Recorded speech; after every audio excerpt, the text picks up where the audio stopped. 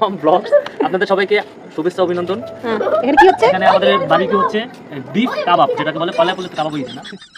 Foot করে চলে আসলাম রাতের বেলা বাপের বাড়িতে ঈদ উদযাপন করতে বাবার বাড়ির সবার সাথে। বাপের বাড়িতে আসাতে কি একটা আনন্দ, সেটা যাদের বিয়ে হয়েছে তারাই বোঝে। ঈদের পরের দিনই আমরা খুব সকালে বা ঈদের দিন খুব রাতের বেলায় আমি বাপের বাড়ির দিকে রওনা হয়ে যাই।